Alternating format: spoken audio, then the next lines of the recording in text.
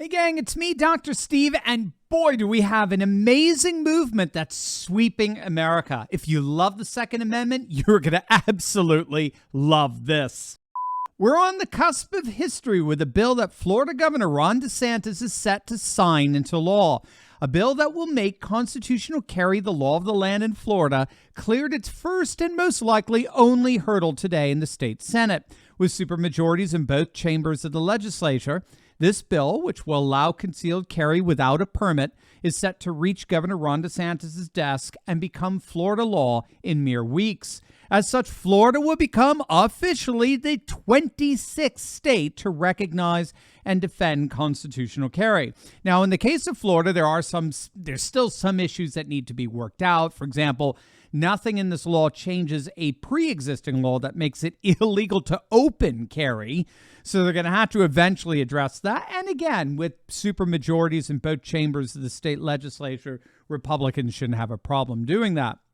And it shouldn't be a problem precisely because constitutional carry is clearly the wave of the future.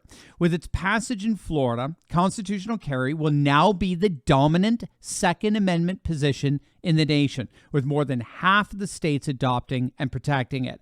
And we have to give credit where credit is due here.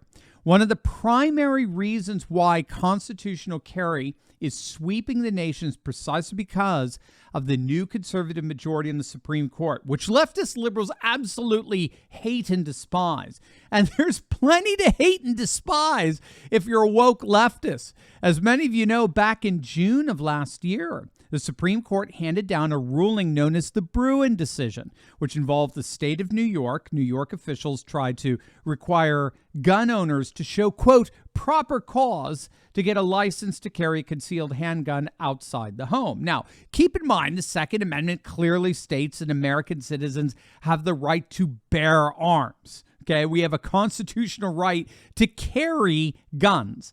But the Democrat monopoly in New York didn't think so. So the Supreme Court stepped in and in a 6-3 ruling struck down the law as blatantly unconstitutional. The court agreed that the only person, according to the Second Amendment, the only human being on the planet that should decide what the proper cause is for carrying a concealed weapon is the person carrying it. That's the person bearing it. That's what shall not be infringed means. And so the Bruen decision has been absolutely freaking out liberals ever since. And that's because it's officially overturning all of these lower court decisions that were upholding restrictive permit requirements for concealed gun carry. But that's all falling apart now, even in the bluest of blue states. For example, recently in New York, yes, once again, New York, their state Supreme Court struck down a gun confiscation law citing the Bruen decision. The law was called ERPO. It stood for Extreme Risk Protection Orders. And it was a liberal-inspired red flag law, right? Red flag laws allow the government to seize firearms from a person they believe possesses a threat to themselves or others, even though they haven't committed any crime. And so since the law went into effect in New York back in 2019, there have been nearly 2,000 gun removal orders. It was a radically draconian law that was used by woke leftists to incrementally disarm New Yorkers.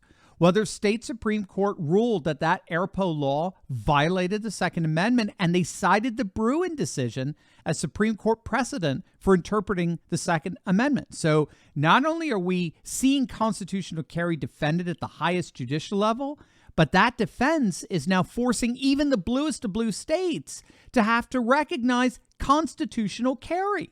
It's fascinating stuff, and all you have to do is to recognize what an amazing achievement this is just to look at the legacy media freaking out over it. The Washington Post is excoriating Ron DeSantis and Florida Republicans for recognizing constitutional carry as the law of the land. But again, what these leftist liberals don't seem to get is that decision has already been made at the highest judicial level with the Supreme Court. State courts are already reevaluating previous lower court decisions in light of a new judicially recognized constitutional carry era. And what this is doing is it's taking what's known as Second Amendment sanctuaries and it's making them the law of the land. You are going to love this. But first, for you Patriot business owners out there, you've got to meet my good friend, Josh Zaglowski, co-founder of ERC Specialists. He's got an amazing payroll protection company exclusively dedicated to understanding and maximizing what's called CARES Act employee retention credit. If you're a small business owner looking to get up to $26,000 per employee back from bumbling Biden, click on that link in the description below to see if you qualify today. It's an absolutely amazing opportunity. One of the most awesome developments over the last decade is the rise of what's come to be known as Second Amendment sanctuaries. Since their inception during the Obama era, Second Amendment sanctuaries promise safe haven for gun owners, with law enforcement officials promising to protect rather than violate their Second Amendment rights. Since their inception, Second Amendment sanctuaries have exploded across the nation, such that today the vast majority of all counties in the country have officially designated themselves Second Amendment sanctuaries. Nearly 2,000 of just over 3,000 counties have designated themselves pro-gun counties. In addition, countless sheriffs across the nation have pledged to uphold the Second Amendment, including, I love this, every single sheriff in the state of Utah.